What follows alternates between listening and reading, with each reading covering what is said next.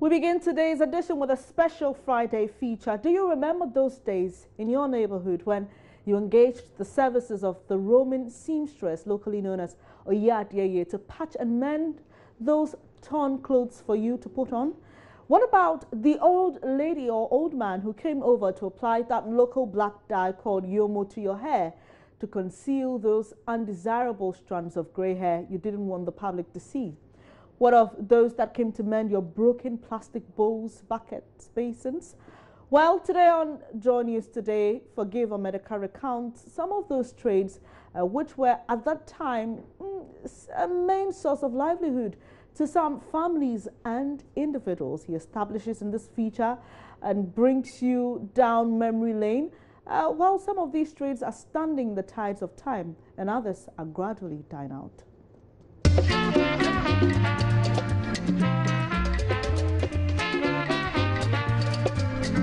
It is difficult to know the true value of a moment in time until it becomes a memory.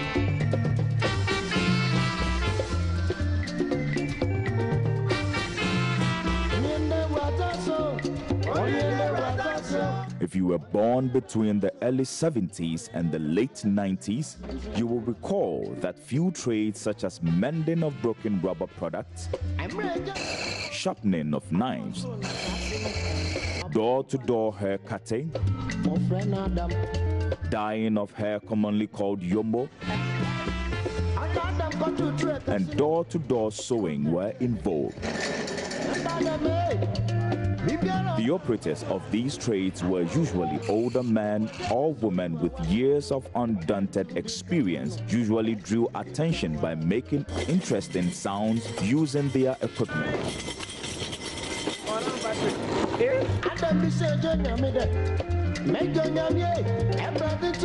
You will be taken on a voyage down memory lane to uncover how some of these trades have stood the test of time, while others have died off.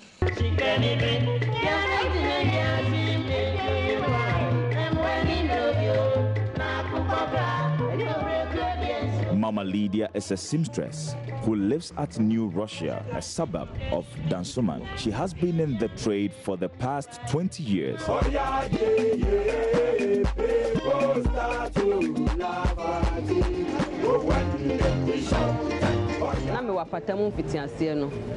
Ena mebewo ye nti apatani free mensa nti ma na afi me ye wo fie na mehwe a efie ye no obu ho be hye wo yade ne mame obeye na so oba beje na odu sika ma no na yasem enso ma ye oba tan nti na me hie sika eti mehwe ye no na obi ma amadwen me ma me susu ho kire me ma me na ma amadwen se ohwe na se omo waste time dia fana so a no kura nyame anim se metam ya me discipline na mua wo ba bia na me wo ho no sika ba ya 1 week na me nya bi no me di ba 2 hours nya se sika no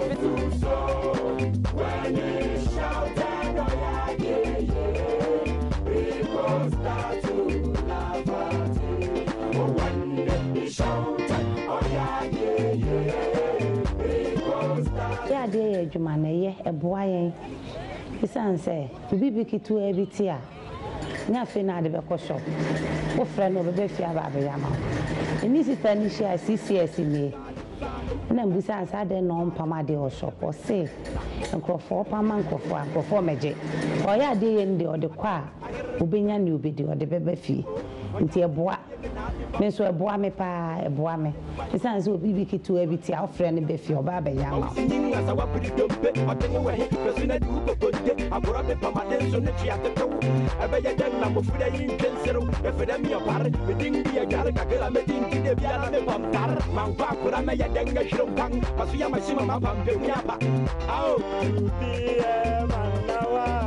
As to whether the trade has fallen or is still in vogue, it is for the Adiyeye to confirm. Oh, those days ne momu de in fact nenye And I na a dependent area wo. Area bi wo ho a wo na wo ya eboa. Area bi wo ho nso a enye. So the me say me area me wo no eye eboa me. Do sebeta fracture me nto asase wo mu de na so no na me de hwe me ma school ni ade. School me ma mienu omukọ private school pani ko SS keto anso ko private school. Adwuma ya na me de hwe wo.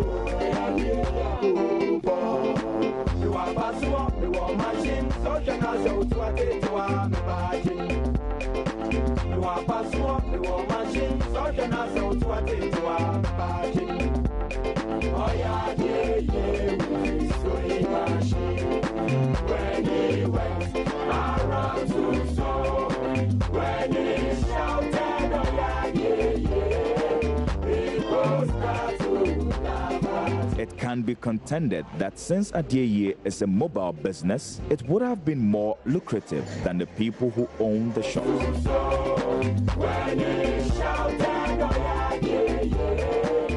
Things evolve every time, but how to use it to benefit yourself and society is key.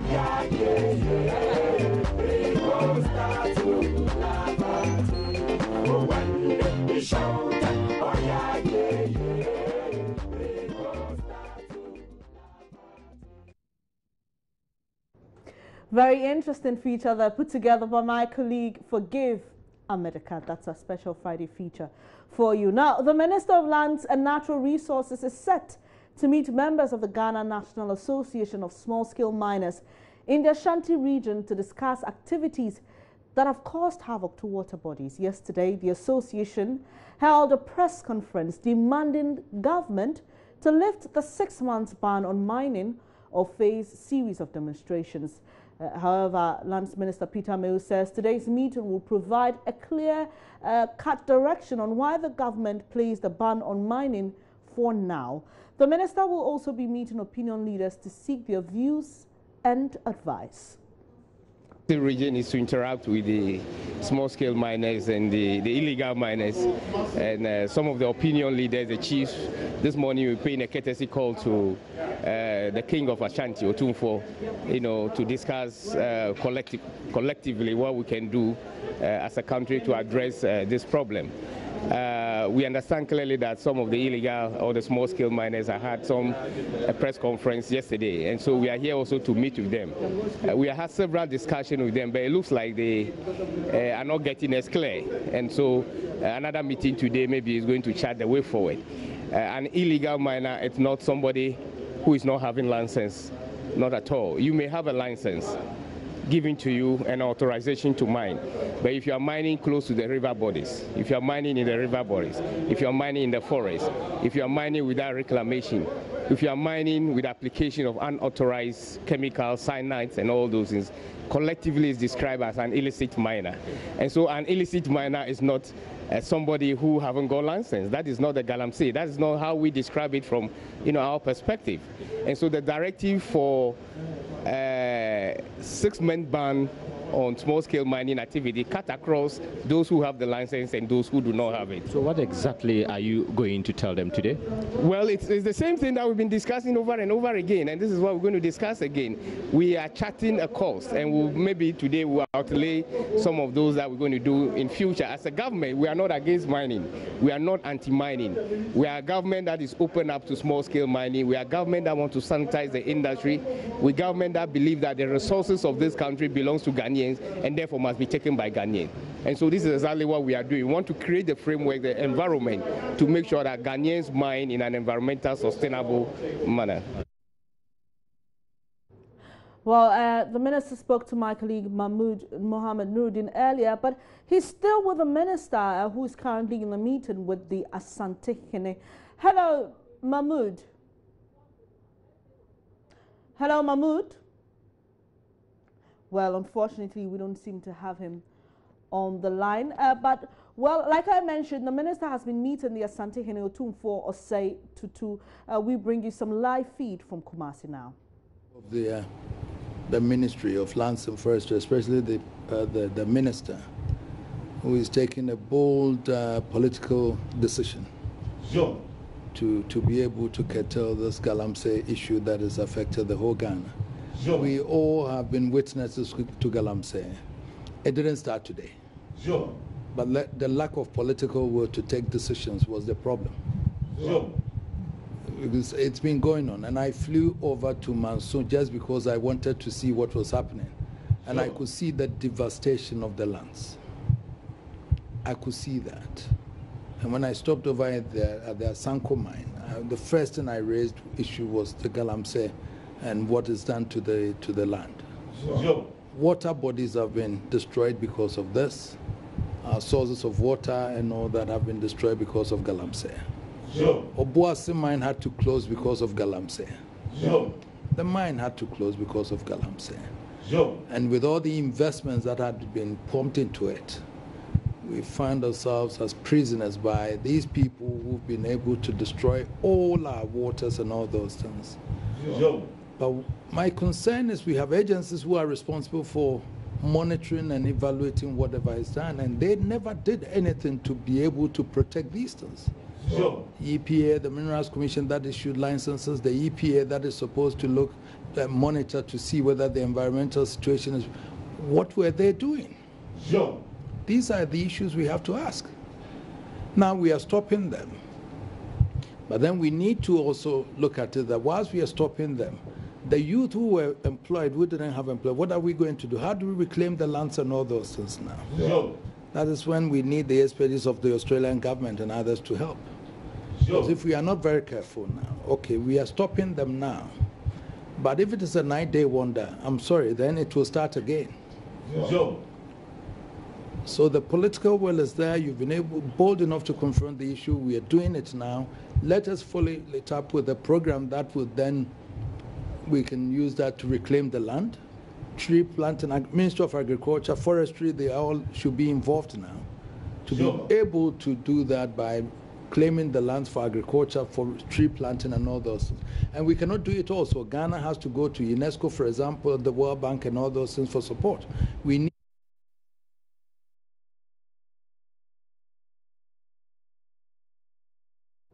the Asante Hene there speaking when the Lands Minister paid a courtesy call on him. Let's now speak to correspondent Mohammed Nuruddin. Hello. Hello, Benny. Hi. So where are you currently and what's the progress with the visit of the Lands Minister to the Ashanti region? Well, I am still at the Menchia Palace, and from here we'll be moving back to the Georgia Hotel where the minister will be addressing party youth, political party youth and activists. And afterwards, you would also meet with the small-scale miners and have a discussion with them. It's all about yesterday's press conference that they held in Kumasi, and so he would educate them on this particular issue. Earlier, Otunfose Piku II urging to, educate the miners so that they would understand why government has decided to embark on this particular activity. So apart from moving to the Georgia Hotel, where is he built to visit next in terms of affected communities from illegal mining? Well, we'll be going to only one place today after the Georgia Hotel. We'll move straight to Achima Pauma district, and that's where the minister would inspect some of the mining sites, some of the Galamsey sites, and take decision on what to do today. So that is the only place we'll be going today, and the tour will continue tomorrow, Benny. So how long is he expected to be in the region? He'll be here for the next 4 days. The tour will end on Monday, and tomorrow he will be visiting some few places, and Sunday he will be going to Tano Offin and Offin Shelter Belt and some of the forest reserves in the region. And the next day, that will be Monday, he will go to Mansour area and some other communities in the Ashanti region to also inspect on the Galamsey side. Thank you very much. Mohammed Nuruddin is coming to us from the Ashanti region where the Lands Minister is visiting, currently in a meeting with the Asante Hene. Still in the Ashanti region and on illegal mining, residents at Timiebu in the Adjiso Drabing municipality are being denied potable drinking water due to the activities of illegal miners. The only source of drinking water, the Banco stream, has been polluted from mining activities, whilst the only borehole is faulty. Prince Apia has more in this report. The Sustainable Development Goal 6 prescribes safe and affordable water supply for all by 2030. Pollution of the Banco stream, however, makes it difficult for this to happen at Timiebu and other communities. The once clean water from the stream has now turned brown and clayey to compound the suffering of the already deprived residents. Children have had to travel long distances to access small amounts of clean water for domestic use. The source of their plight is a small town of Asisiriwa in the Bosomche district, where galamsey is rife. Economic activities, especially farming, are under threat as people lose their sources of livelihoods. This is our big river or stream. Due to galamsey, they have destroyed all our waters over here, so we can't get water to drink and so to bath. And the borehole, the main borehole we're using this place to, is also spoiled, because due to that galamsey, when we are using, we get different kind of diseases, and then some of the things are affecting us. So they should find ways and means to retreat this water for us. This village too don't have money, so a little money we get, we use for buying pure water to drink, and sometimes we use even water, pure water to drink, to bath. So it costs a lot. So they should try and help us to get water. 57-year-old Mohammed Hashmin is a farmer who fears his occupation is no longer secured. A food shortage looms as well. River, if you look at this Banco, because of the galamsey they are operating at Asisiriwa, you look the color of the river, it's not good. So I will tell my brothers and my sisters that nobody should engage on galamsey by this time, because it's wasting our land, wasting our time, and at the same time killing, polluting our streams and rivers. Sometimes to come, we will never get stream or water even to drink. At a recent stakeholder meeting in Kumasi, the Community Water and Sanitation Agency revealed structural policy reforms on water. Walanyo Kwejo Siabi is Chief Executive Officer. Almost every region in Ghana has challenges with water quality. And because we use substantially groundwater sources, we are actually having problem with dealing with it, especially because the communities are expected to be in charge. We have problems with iron and manganese. We have fluoride. Iron and manganese virtually is in every region of Ghana. But in Ashanti, we have almost 33% of that. And so what it means is that virtually 33% of all the systems that are provided have problems with iron and manganese. And so they must be treated. Yes, we're having a new phenomenon where arsenic is on the increase. And arsenic has very serious health challenges. The scientists have related it to cancer and some other very serious health problems. For Joy News, Prince Apia reporting. You're still on Joy News today with me, Benis Abubaid. When we come back, I'll be telling you about a 28-year-old woman who's been arrested by the Tessanot police for photoshopping naked pictures of an upcoming actress. There's more here. Please stay for details.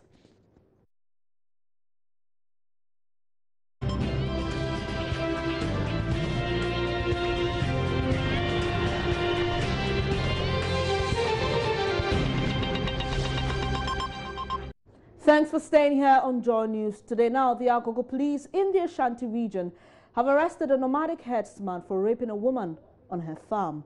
30-year-old Abubakar Aliu allegedly chased the defenseless woman with a machete, overpowered and forcibly had sex with her near Nsunyameye. He fled after committing the alleged crime and left the 19-year-old victim to her fate in the bush. Ohiming Teria filed this report from Agogo in the Ashanti region. Clashes between Fulani herdsmen and natives and other residents in the Agogo area over the years have turned bloody and left in their trail a lot of casualties. Natives accused the Normas and their Morujan cattle of destroying farms as well as commit murder, rape and other crimes that leave locals devastated. Many rape victims hardly report their ordeal due to stigmatization and for fear of collapsing their relationships. In the previous days, when we report a case about rape, people, or let me say, Ghanaians were not taking it serious. They were saying we should bring evidence. And here I speak to you, it has been confirmed. And now the whole country has heard everything, and the lady herself has confirmed everything. So it means it's true. They've been raping them. You see, but most of the times, some of them are always afraid. When it happens like that, they are afraid to come out boldly to expose themselves that they were raped by Fulani people, especially those who are married. The latest victim is, however, one of the few to have courage to report to police by first informing the assembly member for the area, Peter Abaji.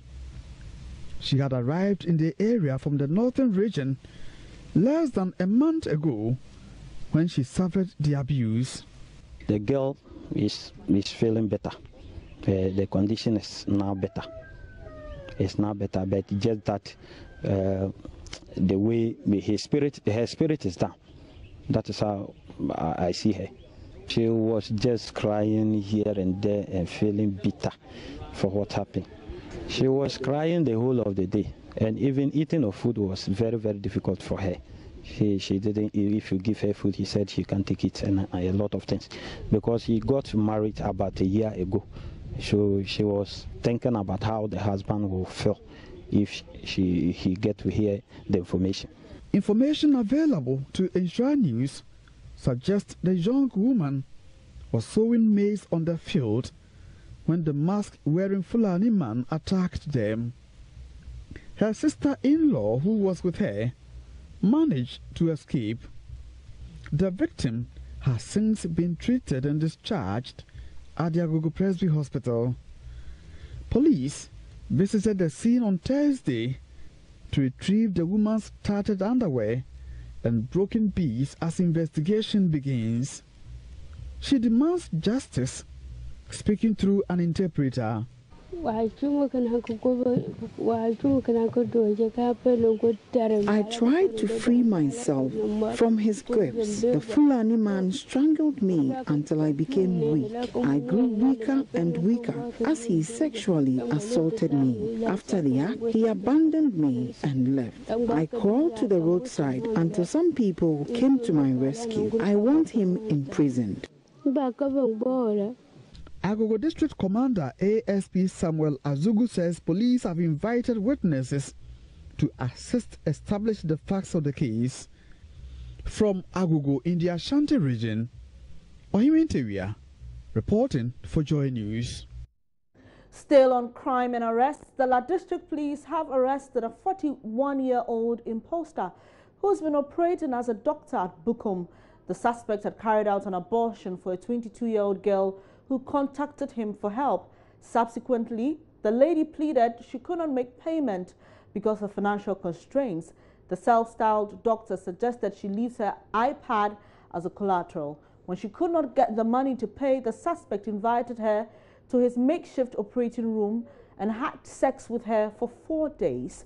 The La Police have so far retrieved some dressing and splinter forceps from the structure at Bukum. Here is the police commander speaking to us.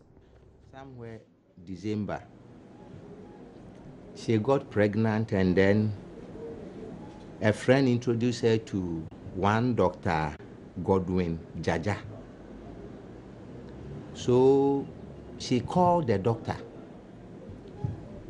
and then discussed with him, and the doctor asked her to come. So the doctor picked her to his office at Bukum and went to perform an abortion for her. Meanwhile, she told the doctor that she's not having money. And the doctor asked her to deposit something down, that is, any property of hers. So she gave her iPad to the doctor So after the abortion, the doctor asked her to go. When she went and she had the money to go and pay, the doctor, when she alleged that when she calls the doctor tells her he's on a meeting, this, that, blah, blah, blah. So apparently, the money also she was having to give to the doctor, she spent it. So when the doctor called her to bring the money, she couldn't get the money. So the doctor called her to come. When she went, the doctor said then he will sleep with her so that will be off what she will use to pay him. So then she has to pay the doctor in kind.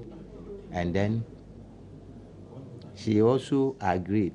But when the doctor finished with that, he locked her in a room and told her he's coming. So always the doctor goes and come and sleep with her for 4 days. According to her, she don't bath. Only the doctor will buy her food. And then after that, the doctor said he will give her 400. But the 400 didn't come. Her iPad also didn't come. And she came to report. But when we invited the doctor, he came and said, "Are you a doctor? Which hospital?" He said, "He's not a doctor, but a nurse." And I said, "Accepted. But which hospital do you work?" He don't have. So we have to follow up. And then we are about to get to where he was operating at Bukum. And then some implements were retrieved from his supposedly office. So he imposed and then he deceived the girl. So you could imagine how many people this imposter or impersonation has caused abortion for them and what. So that's Chief Superintendent Udra Menin speaking to my colleague Maxwell here. But Maxwell has been following up on this story and he joins me in studio with more. Maxwell, you've seen what the police refer to as a makeshift structure. Can you describe it? Well, when we got to the scene, it didn't look like a makeshift structure. It's really, I mean, it's a building itself, which houses other, adjoining structures as well, adjoining, buildings as well. And this gentleman actually operates from that building. The police took us on a tour of the structure, and then it's compartmentalized. So you have different divisions inside. But on the shelves inside the building itself, you could see some medications like Rapinol, paracetamol, amoxicillin, like a lot of expired, medicines on the expired medicines on the shelves inside the building. When the doctor, self-styled doctor, was quizzed about it, he says the place used to be a pharmacy and is actually preparing the place to be used again, as a pharmacy. But inside the building itself was a suspicious, bed together with some pillows inside the building, giving some form of some sort of credence to the story, the story that we had heard earlier from the commander, Dennis. Okay, so now let's talk about this gentleman. Did he confess to having any skill at all in the medical practice? He was not really consistent with his narration, and the district police commander was not too excited about that because he keeps changing. Even for his age, when he was arrested, he said he was 38. But today, when police asked him of his age, he said he was 41. So the district commander had to show us his own statement, which stated that he was 41 years. He said he was at the University of Ghana nursing school, and that he studied nursing there, and that's why he's practicing as a doctor. Some residents that we spoke to on the grounds actually tell us that they usually call him doctor. There was one lady who tells me that she sent her cousin there. Her cousin there was actually getting sick, and then she sent her there, and the doctor tested her and said, okay, this child is pregnant. This girl is pregnant, so you have to bring her next time. The lady said she never sent her cousin there again, but the pregnancy that the self-styled doctor is talking about, they never saw anything. The girl was never pregnant. Yeah. All right, so you can see in your shots, this is a facility, and it's actually being opened. This is the point the police were trying to open the structure so we could get inside and then see for ourselves what this gentleman has inside there. The police deem it necessary to actually publicize this because because they say that sometimes, I mean, people visit quack doctors and they don't really know, they cannot really tell who is the right person or who is the wrong person. So they deem it necessary to publicize, you know, stories like this so the public will be. All right. Yeah. Okay, so what's the next step now? Well, the district commander tells us that they'll be commencing with investigations very soon. And already they've actually, you know, started with the investigation, but they'll be concluding investigations and they'll be putting the gentleman up before the law courts. Right, thank you very much, Maxwell Agbagba, bringing us updates on the particular story of a self-styled doctor in Bukom. It may be time to be wary of the people you open up to on social media, because a 28-year-old lady by name Shanti K has been arrested by the Tesano police for photoshopping naked pictures of an upcoming actress, Destina Tata, and sharing them on social media. The actress's pictures were part of some naked pictures that went viral on Facebook and Instagram last week. The suspect confesses to being driven by jealousy to alter the picture of the actress and attach it to a naked body that matches her complexion. She was arrested following a tip-off. Here's Destina and the suspect speaking to us. Hi, I'm Destina Tata.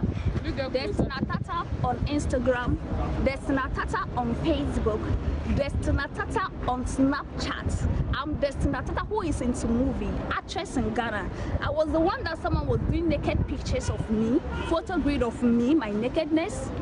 I don't know where she got them from. And she was posting it all over on Instagram, Facebook, WhatsApp, and it has gone so viral.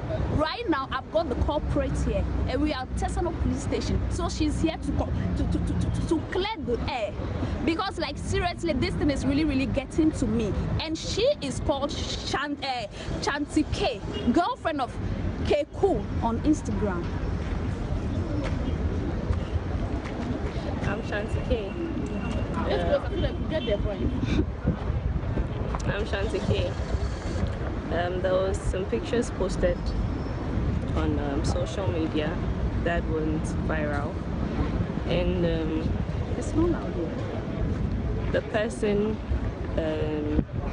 Destina Tata, her pictures was also part, and it went viral, but it was a Photoshop, so it's not really her. So I apologize that happened.